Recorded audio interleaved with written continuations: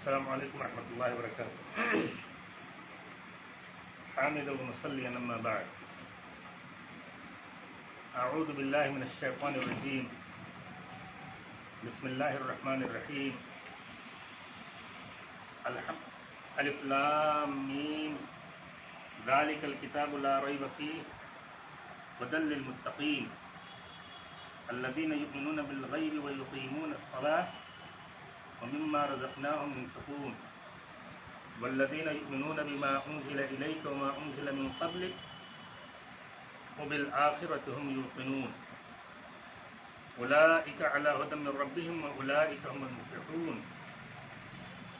إن الذين كفروا سواء عليهم أنذرتهم أم لم تنذرهم لا يؤمنون ختم الله على قلوبهم وعلى سمعهم وعلى أبصارهم غشاوة وَلَهُمْ عَذَابٌ عَظِيمٌ.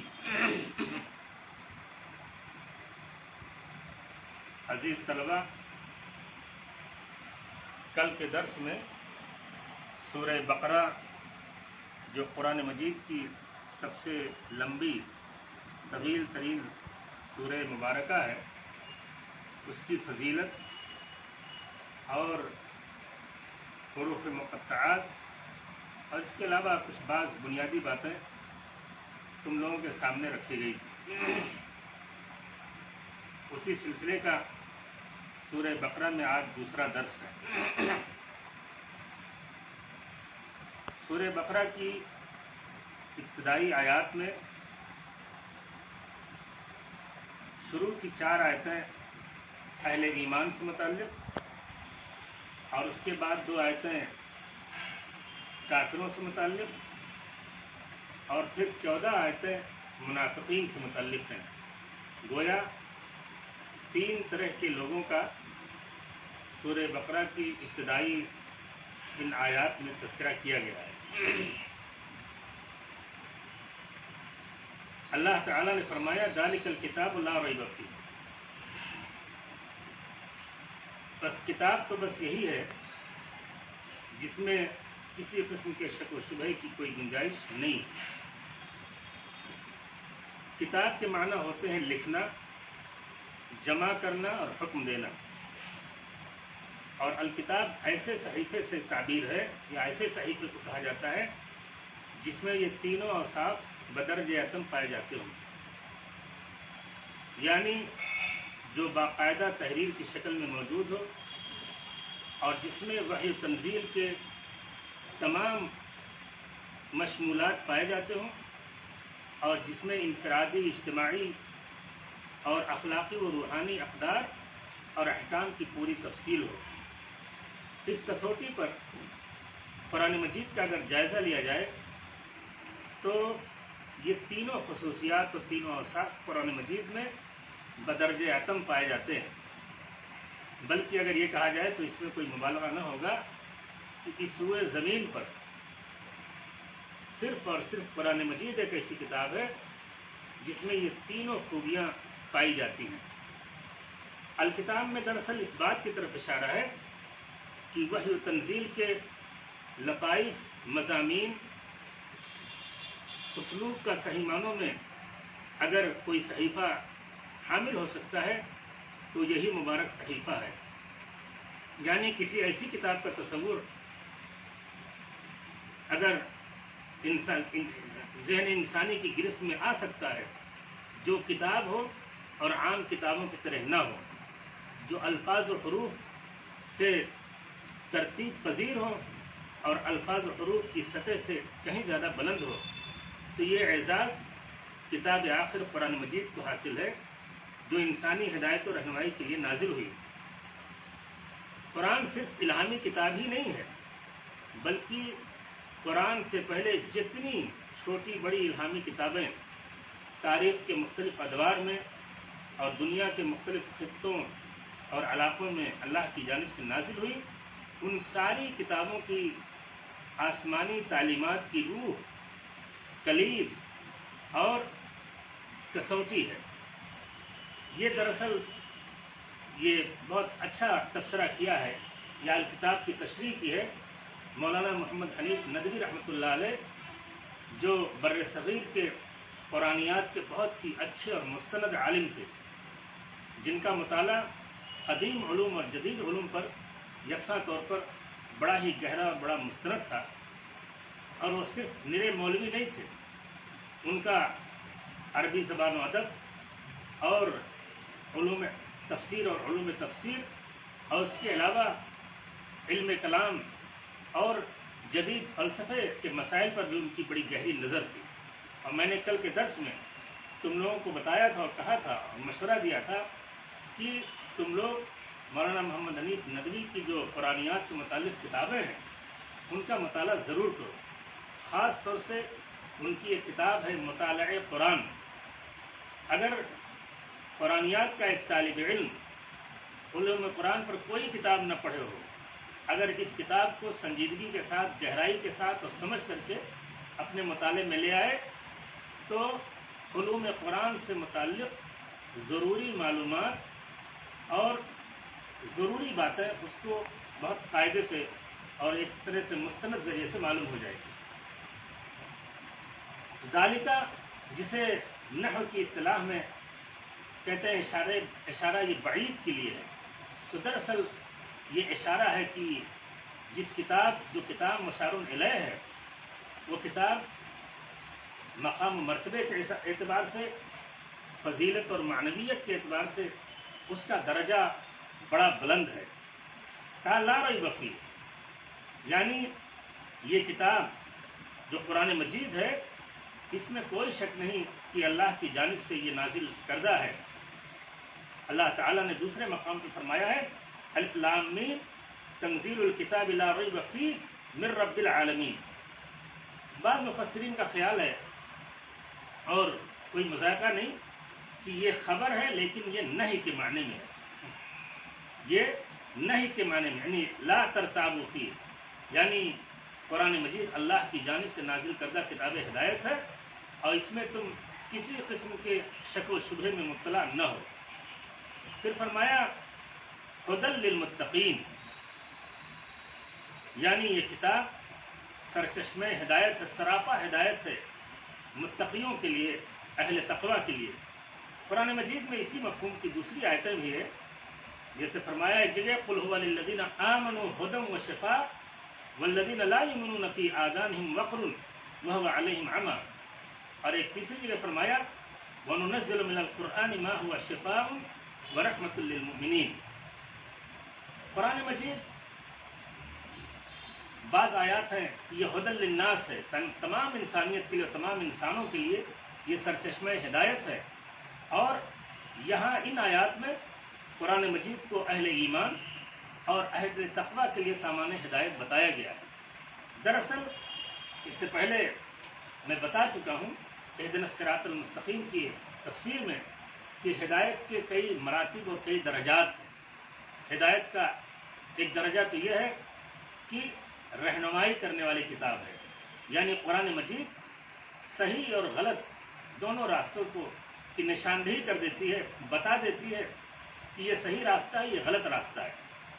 اب یہ انسان کا کام ہے وہ اپنا پسند کر لے، چاہے تو صحیح راستے پر چلے، صراط مستقیم پر چلے، قرآن کے راستے پر چلے، اور چاہے قرآن کی بغاوت کے راستے پر چلے۔ تو اس معنی میں یہ ہدی للناس ہے، یعنی تمام انسانوں کے لیے راہ ہدایت کلیئر کرنے والا سرچشمہ ہدایت ہے، صحیح غلط، حق باطل، کفر اور اسلام سب کو کلیئر کر کے بتا دیا کہ کون سا راستہ جنت کا راستہ ہے اور کون سا راستہ جہنم، تباہی اور بربادی کا راستہ ہے۔ تو اس معنی کر کے قرآن مجید تمام انسانوں کے لیے کتاب ہدایت ہے، لیکن اس کتاب ہدایت سے فائدہ کون اٹھا سکے گا؟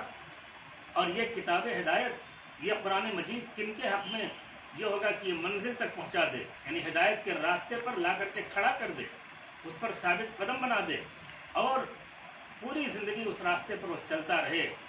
تو اس مفہوم میں ہدایت یہ صرف اہل تقوی اور اہل ایمان کے لیے ہے۔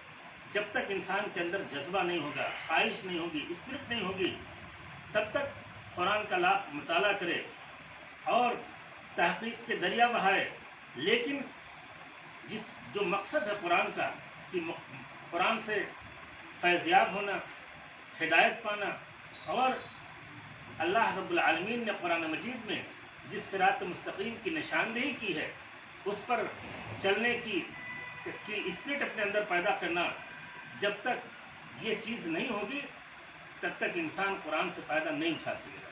مستشرقین نے قرآنیات پر بڑا کام کیا ہے اور علم اور تحقیق کے دریا بہائے ہیں، لیکن چونکہ ان کی نیت، ان کا مقصد وہ نہیں ہے کہ قرآن سے وہ ہدایت حاصل کریں، قرآن سے حق اور باطل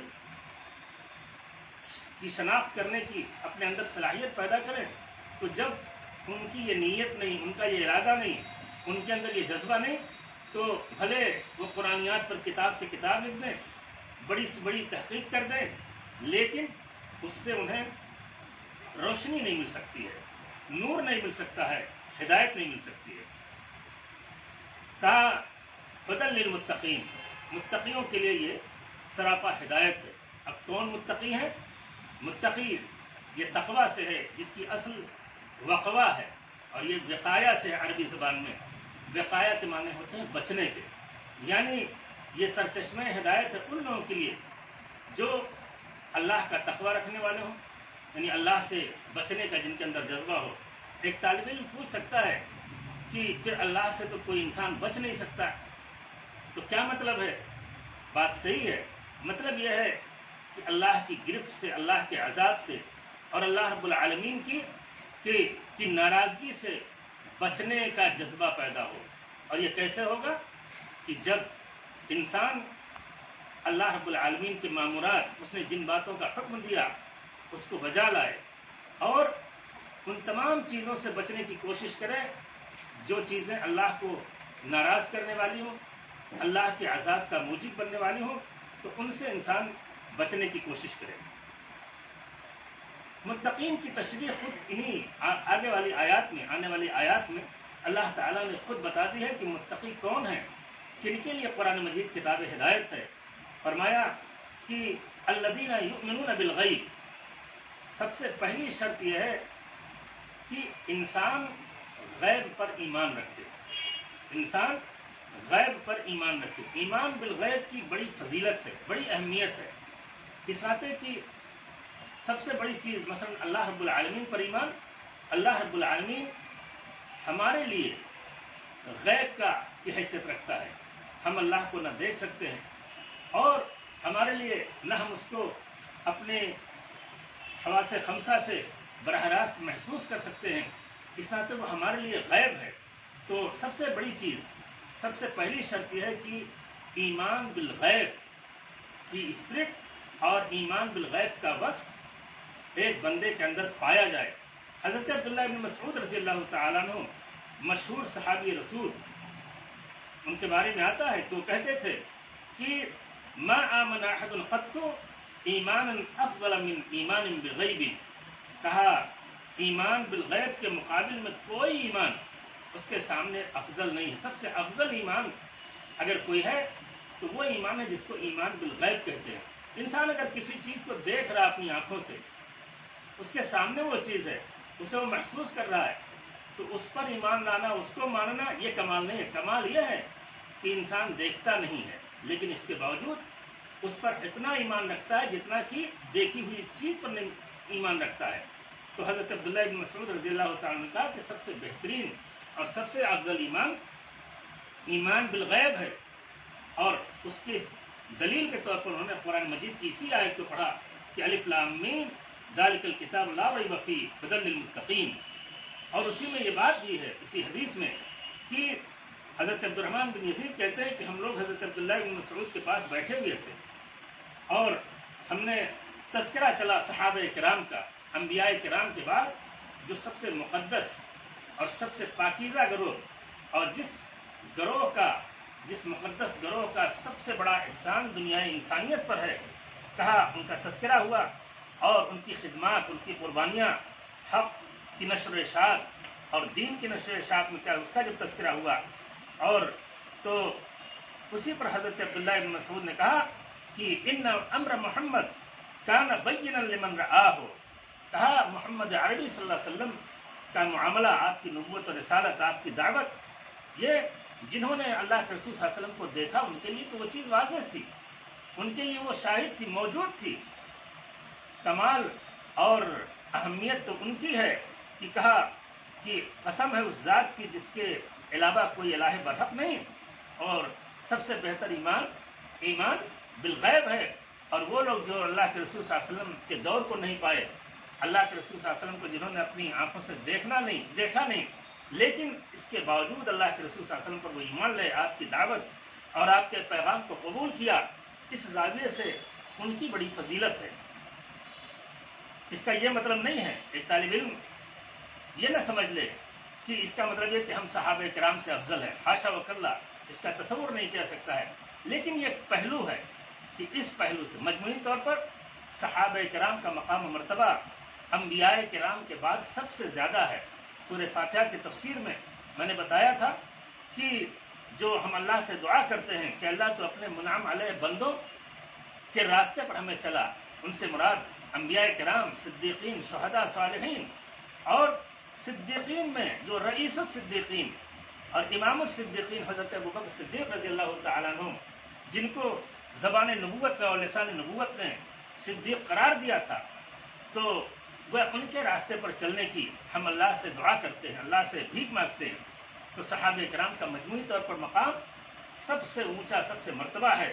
دنیا انسانیت پر انبیاء کرام کے بعد سب سے بڑا احسان ان کا ہے، لہذا مجموعی طور پر ان کا مقام بہت بلند ہے۔ لیکن یہی ایک زاویہ، اس زاویے سے جیسا کہ حضرت عبداللہ بن مسعود رضی اللہ تعالیٰ نے بیان فرمایا کہ صحابہ کرام نے اللہ کے رسول صلی اللہ علیہ وسلم کو اپنی آنکھوں سے دیکھا تھا، ان کے ساتھ رہتے تھے، وحی نازل ہوتی تھی، وہ مشاہدہ کرتے تھے۔ لہذا اور جو لوگ بعد میں آئے، جو مسلمان بعد میں ہیں، انہوں نے اللہ کے رسول صلی اللہ علیہ وسلم کو نہیں دیکھا، تو ان کا ایمان، کیونکہ ایمان بالغیب ہوا، تو ایمان بالغیب ہونے کے زاویے سے گویا اس معاملے میں بعد کے آنے والے مسلمان یہ ان کا ایمان افضل ہے۔ تو پہلی شرط یہ ہے کہ ایمان بالغیب ہو، اور اس کے بعد کہا کہ وَيُقِيمُونَ الصَّلَاةَ وَمِمَّا رَزَقْنَاهُمْ يُنْفِقُونَ، اقامت صلاۃ کرتے ہوں اور جو کچھ ہم نے ان کو روزی دی اسے خرچ کرتے ہوں۔ علامہ ابن کثیر رحمۃ اللہ علیہ نے اس آیت کی تفسیر میں لکھا ہے، کہا کثیرا ما یقرن اللہ تعالی بین الصلاۃ والانفاق، کہا کہ بسا اوقات قرآن مجید میں اللہ تعالی صلاۃ یعنی نماز اور انفاق اموال کا ساتھ تذکرہ کرتا ہے۔ اقیموا الصلاۃ وآتوا الزکاۃ، اس ناطے کی صلاۃ یہ اللہ کا حق ہے، اور یہ اللہ کا حق ہے، اور یہ توحید، اللہ کی ثنا، اللہ کی جان پر توکل اور اللہ رب العالمین کی تمجید اور اس کی تعظیم اور اللہ رب العالمین سے التجا، ابتہال، ان پر یہ نماز مشتمل ہے۔ تو گویا یہ اللہ کے حق کی سب سے نمائندہ اور سب سے بڑا مظہر اقامت صلاۃ ہے۔ اور انفاق مخلوق پر، یہ دراصل یہ مخلوق کا حق ہے، مخلوق پر احسان ہے، یہ الاحسان الی المخلوقین، انفاق دراصل یہ اللہ کی مخلوق پر احسان کرنا ہے۔ تو چونکہ اگر اسلام کی تمام تعلیمات کو اگر دیکھا جائے تو وہ دو ہی چیز ہے، یا تو اس میں اللہ کے حق کا بیان ہے یا اللہ کی مخلوق کے حق کا بیان ہے۔ تو چونکہ اقامت صلاۃ اور انفاق یا ایتاء زکوٰۃ یہ دونوں عموماً قرآن مجید میں ساتھ تذکرہ ہوتا ہے، تاکہ بیک وقت اللہ کے حق اور مخلوق کے حق دونوں کا تذکرہ ہو جائے۔ اقامت صلاۃ کسے کہتے ہیں؟ اقامت عربی زبان کا لفظ ہے، اور اس کے دو معنی ہیں لغت میں۔ ایک معنی ہے دوام اور ثبات کا، جیسے عربی زبان میں کہتے ہیں قام الشیء اے دام و ثبت، کوئی چیز قائم ہوئی یعنی وہ چیز دائمی ہوگی اور ثابت رہے گی۔ عربی زبان میں کہتے ہیں قام الحق، حق قائم ہوا یعنی حق ظاہر ہوا اور حق ڈٹ گیا اور ثابت ہو گیا۔ تو اقامت کا جو شرعی مفہوم ہے کہ انسان نماز کی ظاہری اور باطنی دونوں پہلوؤں کو مکمل رعایت کرے۔ ظاہری پہلو یہ ہے کہ نماز کے پڑھنے کے جتنی تعلیمات ہیں، جتنے ارکان ہیں، قیام ہے، رکوع ہے، سجدہ ہے، استقبال قبلہ ہے، جماعت کا اہتمام ہے، وقت کی پابندی، جو متعین اوقات ہے پانچوں نمازوں کے لیے، ان سب کی رعایت ہو اور سنت کے مطابق آدمی نماز پڑھے۔ اور دوسری شرط اقامت کی، بلکہ اس سے زیادہ اہم یہ ہے کہ اس کے اندر خشوع اور خضوع ہو۔ نماز کے بارے میں آتا ہے کہ ان الصلاۃ تنہی عن الفحشاء والمنکر، اللہ نے فرمایا اقم الصلاۃ لذکری، تو اور الذین هم فی صلاتهم خاشعون، تو یہ بڑی اہم شرط ہے۔ آج حال یہ ہے کہ نماز کی جو ظاہری شکل ہے اس پر تو بڑا زور دیا جاتا ہے، اس کے لیے بڑی بحثیں ہوتی ہیں، مناظرے ہوتے ہیں، دلائل دیے جاتے ہیں، لیکن جو اس کی معنوی اور باطنی جو خصوصیت ہے اور جو دراصل روح صلاۃ ہے، اس پر ہماری توجہ نہیں ہوتی ہے۔ جبکہ خشوع و خضوع کے بغیر اگر کوئی نماز پڑھتا ہے، بظاہر وہ کتنا ہی وہ سنت کے مطابق پڑھ رہا ہو اور اس کے جو ارکان شروط ان کی ادائیگی کرتا ہو، لیکن اگر خشوع اور خضوع غائب ہے نماز سے، تو ایسی نماز یقیمون الصلاۃ کے دائرے میں نہیں آئے گی۔ اس کے بعد فرمایا والذین یؤمنون بما انزل الیک وما انزل من قبلک، کہا اور چوتھی شرط یہ ہے کہ یہ متقی لوگ جو قرآن سے ہدایت حاصل کرنے والے ہیں، یہ ایمان رکھتے ہیں اس دعوت پر، اس دین پر اور اس قرآن مجید پر جو آپ پر نازل کیا گیا، اور آپ سے پہلے جتنے آسمانی صحیفے نازل ہوئے اور جتنے انبیاء اور رسول آئے، سب پر ایمان رکھتا ہو۔ تو ایک مسلمان، سچا مسلمان اور حقیقی معنوں میں مومن وہ ہے قرآن کی نگاہ میں جو پیارے رسول صلی اللہ علیہ وسلم، آپ کی نبوت و رسالت اور قرآن مجید پر تفصیلی ایمان کے ساتھ ساتھ آپ سے پہلے جتنے نبی رسول دنیا میں تشریف لائے اور جتنی آسمانی کتابیں، تورات، انجیل، زبور، صحف ابراہیم وغیرہ جتنی آسمانی کتابیں ہیں جن کا تذکرہ قرآن مجید میں ہے، سب پر اجمالی ایمان لائے۔ یہ ضروری ہے۔ اگر کوئی شخص قرآن مجید پر ایمان رکھتا ہے، جناب محمد الرسول اللہ صلی اللہ علیہ وسلم کو اللہ کا آخری نبی اور رسول مانتا ہے، لیکن وہ حضرت موسیٰ علیہ السلام کی نبوت و رسالت کا منکر ہو، حضرت عیسیٰ علیہ السلام کی نبوت و رسالت کا منکر ہو جائے، حضرت ابراہیم علیہ السلام کی نبوت و رسالت کا منکر ہو جائے، تو ایسا آدمی مسلمان نہیں کہلایا جا سکتا ہے، اسلام کے دائرے سے وہ خارج ہو جائے گا۔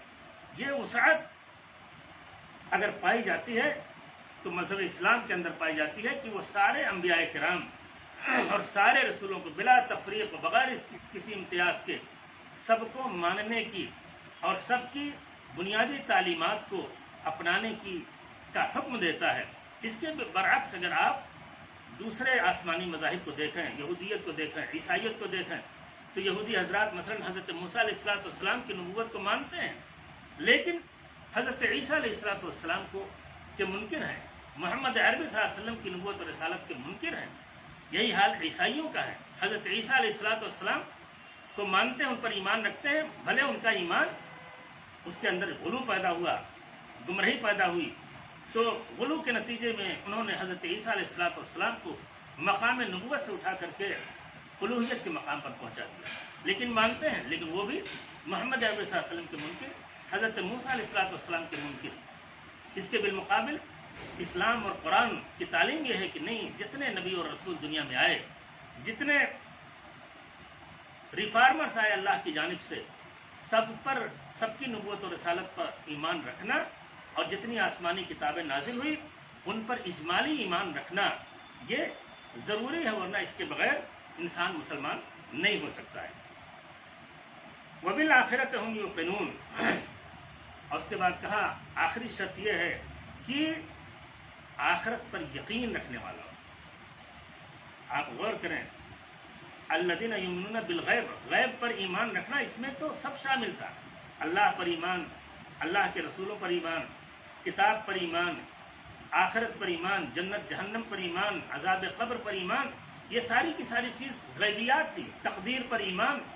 گویا جتنے ارکان ایمان کے ہیں سب ایمان بالغیب میں داخل تھے، لیکن خصوصی طور پر آخرت کا تذکرہ کیا. آخرت کا تذکرہ اس لیے کیا کہ دراصل ان سارے جو ارکان ہیں ایمان کے، ان میں آخرت پر جو ایمان والا رکن ہے یہ سب سے زیادہ انسان کی زندگی میں مؤثر رول ادا کرنے والا ہے.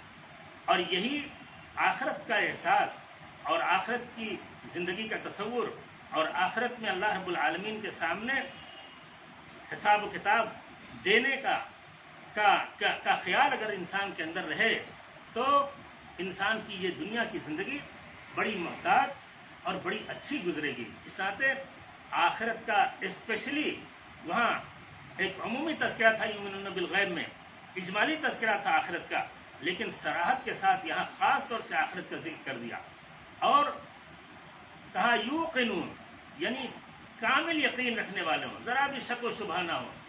ایمان یہ کفر کی ضد ہے اور یقین شک کی ضد ہے، ظن کی ضد ہے. تو گویا کہ انسان ایمان بھی رکھے لیکن اس ایمان کی بنیاد ظن نہ ہو، چاہے وہ ظن غالبی کی نہ ہو بلکہ کامل یقین ہو. تو کہا جب یہ خصوصیات پائی جائیں گی انسان کے اندر، یہ 5 خصوصیات، تب وہ اس قابل ہوگا کہ قرآن اس کے لیے ہدایت کے راستے کھول دے گا، ہدایت کے راستے اور دروازے کھول دے گا اور انسان اس کتاب ہدایت سے زیادہ مستفید ہوگا. ایسے ان اوصاف کے حامل لوگوں کے سلسلے میں قرآن بشارت دیتا ہے کہ اولئک علی ھدی من ربہم، کہا یہی وہ لوگ ہیں جو اپنے رب کی ہدایت پر ہیں. میں نے کل یا پرسوں درس میں بات کہی تھی کہ قرآن مجید میں عموماً ہدایت کے لیے علی استعمال کرتا ہے جو حروف جار میں سے ہے، اور تم نے نحو صرف کی کتابوں میں پڑھا ہوگا کہ علی استعلاء کے لیے آتا ہے. یعنی جو ہدایت کی راہ پر، ایمان کی راہ پر، اسلام کی راہ پر جو زندگی گزارتا ہے وہ دراصل معنوی طور پر بڑی بلندی پر ہوتا ہے، اس کا مقام و مرتبہ اللہ کی نگاہ میں بڑا اونچا ہوتا ہے، لہذا علی کا لفظ اس کے ساتھ آتا ہے. اس کے بالمقابل جو ضلالت اور گمراہی میں، کفر اور شرک اور نفاق میں زندگی گزارتا ہے، عموماً ضلالت کے لیے قرآن مجید فی کا لفظ لاتا ہے. تو گویا کہ ضلالت ایک پستی ہے، ایک گڈھا ہے، ایک گہری کھائی ہے، گویا اس کے اندر انسان پڑا ہوتا ہے، اس کے اندر پھنسا ہوتا ہے. لہذا علی کے لیے، خدا کے لیے، ہدایت کے لیے علی اور ضلالت کے لیے فی کا لفظ آتا ہے. کہا وہ اولئک ھم المفلحون، دو بار اولئک دو بار یہ تاکید کے لیے، اور کہا وہ اولئک ھم المفلحون، یہی لوگ دراصل کامیاب ہیں. فلاح، افلح یفلح افلاحا، یہ باب افعال سے ہے. فلاح کے لغوی معنی ہوتے ہیں، فلاح کے معنی ہوتے ہیں الشق والقطع، پھاڑنا، کاٹنا. دراصل کامیاب انسان وہ ہوتا ہے جو کامیابی حاصل کرنے کے راستے میں بڑی مشکلات جھیلتا ہے، بڑی پریشانیاں اٹھاتا ہے. تو پریشانیوں اور مشکلات کی لمبی مسافت طے کرنے کے بعد انسان کامیابی سے ہمکنار ہوتا ہے. اس ناطے اس کو فلاح یعنی مفلحون کہا گیا. اسی سے فلاح ہے، فلاح کے معنی کسان. کسان چونکہ زمین کو پھاڑتا ہے، چاہے وہ ٹریکٹر سے پھاڑے یا ہل سے پھاڑے جیسے کہ پہلے زمانے میں ہوتا تھا. تو چونکہ کسان زمین کو پھاڑتا ہے، جوتتا ہے، تو اس کو بھی فلاح کہا جاتا ہے عربی زبان میں. اور کفر کے اس کے بعد اللہ نے فرمایا کہ ان الذین کفروا، یہ کلیئر کر دیا کہ اگر ہدایت پانی ہے تو ہدایت پانے والوں میں اگر اپنا نام شامل کرنا ہے تو اس کے لیے 5 چیزیں ضروری ہیں: ایمان بالغیب، اقامت صلاح، انفاق فی سبیل اللہ. اچھا کہیں ومما رزقناہم ينفقون، یہ نہیں کہا من اموالہم، حالانکہ مراد زیادہ تر یہی ہے تقریباً، یعنی زیادہ تر مال ہی انسان خرچ کرتا ہے، لیکن عام رکھا یعنی اللہ رب العالمین کی راہ میں، اس کے دین کے راستے میں ضرورت پر مال خرچ کرے. وقت خرچ کرے، اپنا علم خرچ کرے، اپنی ساری صلاحیت خرچ، جو بھی خرچ کر سکتا ہے اس کو خرچ کرے. گویا ایک کامیاب اور قرآن مجید سے ہدایت پانے والوں میں اگر اپنا راستہ اپنا شمار کروانا ہے اور وہاں جگہ بنانی ہے تو اس کے لیے ایک شرط یہ بھی ہے کہ انسان بخیل نہ ہو، انسان بخل سے دور ہو. اللہ رب العالمین بھلے وہ خود پیسہ کماتا ہو لیکن وہ اس مال کو اللہ کی امانت سمجھے اور اللہ کے بندوں پر خرچ کرنے میں یتیموں، غریبوں، مسکینوں، پڑوسیوں، رشتہ داروں، پریشان حال لوگوں، بیماروں سب پر خرچ کرنے کا اس کے اندر جذبہ پیدا ہو. اس کے بعد کہا ان الذین کفروا سواء علیہم انذرتہم ام لم تنذرہم لا یؤمنون. جنہوں نے کفر کیا، کفر کے معنی ہوتا ہے چھپانا، الکفر اس کے معنی الستر والتغطیہ، عربی زبان میں اس کے معنی چھپانا ہوتا ہے. چونکہ ایک کافر جب راہ حق چھوڑ دیتا ہے، ایمان کے بجائے کفر کے راستے کو اختیار کر لیتا ہے تو گویا سب سے بڑا جرم تو وہ یہ کرتا ہے کہ حق کو چھپانے کی کوشش کرتا ہے. حالانکہ حق چھپنے والی چیز نہیں ہے لیکن اس نے اپنے طور پر حق کو چھپایا، اپنے دل کے دروازے کو بند کر لیا حق کو قبول کرنے کے لیے، ایمان کو اپنانے کے لیے. تو ایسے لوگوں کو کافر کہا جاتا ہے. ان الذین کفروا سواء علیہم انذرتہم ام لم تنذرہم، کہا برابر ہے چاہے آپ ان کو ڈرائیں نہ ڈرائیں. لا یؤمنون، وہ ایمان لانے والے نہیں ہیں. دراصل یہاں جن کافروں کا تذکرہ ہے وہ سارے کافروں کی بات نہیں ہے. اللہ رب العالمین کے باقیوں میں بڑے مراتب ہیں، بڑے درجات ہیں اور بڑا فرق مراتب ہے. یہ دراصل ان باغیوں کا تذکرہ ہے جنہوں نے بغاوت کے راستے پر چلنا اور اللہ رب العالمین کے ساتھ سرکشی کا رویہ اختیار کرنا انہوں نے اپنا شیوا بنا لیا ہو، ان کی طبیعت ان کا مزاج بن گیا ہو اور ان کے اندر اتنی شدت آ گئی ہو کہ لاکھ ان کو سمجھایا جائے، ترغیب اور ترہیب کے سارے وسائل استعمال کیے جائیں لیکن دعوت اور ارشاد کے سارے وسائل ناکام ہوں گے اور وہ ماننے والا نہیں ہوگا. جیسے ابو جہل ہوا، ابو لہب ہوا، ان لوگوں ایسے لوگ اللہ کے رسول صلی اللہ علیہ وسلم کا سابقہ مختلف قسم کے کافروں سے پڑا مکے میں، مدینے میں، اور بہت سارے اسلام قبول کیے، آپ کی دعوت سے متاثر ہوئے اور بہت سے ایسے تھے کہ آپ نے بڑی کوشش کی اور بہت سمجھایا، ترغیب اور ترہیب کے سارے وسائل استعمال کیے لیکن وہ اپنی حد سے باز نہیں آئے. ایسے لوگوں کے بارے میں فرمایا کہ ایسے لوگ لاکھ آپ سمجھائیں، ان کو ڈرائیں نہ ڈرائیں کوئی فرق نہیں پڑتا، وہ ماننے والے نہیں. اور اس کے بعد کہا ختم اللہ علی قلوبہم وعلی سمعہم، اللہ نے ان کے دلوں پر مہر لگا دی. ختم کہتے ہیں التغطیۃ علی الشیء، کسی چیز کو ڈھک دینا، ڈھکن لگا دینا اور خوب مضبوط باندھ دینا تاکہ اس میں کوئی چیز داخل نہ ہو. اور یہاں ختم سے مراد معنوی ختم ہے، ظاہری ڈھکن نہیں، کوئی مادی ڈھکن نہیں، بلکہ ان کے دلوں پر ایسا معنوی ڈھکن اللہ لگائے گا کہ پھر ہدایت کی روشنی اس کے دل کے اندر نہیں پہنچ سکتی ہے. ختم اللہ علی قلوبہم، اللہ نے ایسے کافروں کے دلوں پر مہر لگا دی ہے اور ان کے سماعت پر، ان کے قوت سامعہ پر، سننے کی صلاحیت پر بھی مہر لگا دی ہے اور ان کی نگاہوں پر بھی مہر لگا دی اور ان کی نگاہوں پر پردہ ڈال دیا. وعلی ابصارہم غشاوہ، اور غشا کے معنی غطا ہوتے ہیں. تو اللہ تعالیٰ نے ان کے دلوں پر مہر لگا دیا. تو کہا کہ آدمی سوچ سکتا ہے کہ بھئی اللہ نے مہر لگا دیا تو انسان کا کیا قصور ہے؟ تو ایسا نہیں معاملہ ہے. دراصل جن لوگوں کے دلوں پر اللہ کہتا ہے کہ اللہ نے مہر لگا دی تو دراصل ان کا جو کافرانہ رویہ تھا اور باغیانہ رویہ تھا اسی وجہ سے ان کو یہ سزا دی گئی کہ ہدایت کے راستے ان کے لیے مسدود کر دیے گئے. قرآن مجید میں مختلف آیات میں اس ختم اور طبع یعنی مہر لگانے کی دلوں اور نگاہوں پر، دلوں اور ان کے کانوں پر مہر لگانے کی جو بات کہی گئی ہے یا ان کی آنکھوں پر پردہ ڈالنے کی بات کی گئی ہے، اس کا سبب بھی بتا دیا ہے کہ دراصل ان کا کفر اور تمرد ہی اس کا سبب ہے. اس میں اللہ کا قصور نہیں بلکہ اس کافر کا قصور ہے. اس نے جو رویہ، جو روش اختیار کی، بغاوت کی، سرکشی کی اور اللہ رب العالمین کے دین اور اس کی دعوت کو ٹھکرانے کی، تو اسی نتیجے میں اس کو یہ سزا دی گئی دنیا ہی میں کہ اس کے دل کے راستے مسدود کر دیے گئے ہدایت کے لیے. ہدایت کی روشنی اس کے دل میں نہیں پار کر کے جا سکتی. قرآن نے کہا ایک جگہ کہ ذالک بانہم آمنوا ثم کفروا فطبع علی قلوبہم. اور یہودیوں کے سلسلے میں قرآن مجید میں ایک دوسری جگہ ہے کہ فبما نقضہم میثاقہم وکفرہم بآیات اللہ وقتلہم الانبیاء بغیر حق وقولہم قلوبنا غلف بل طبع اللہ علیہا بکفرہم فلا یؤمنون الا قلیلا.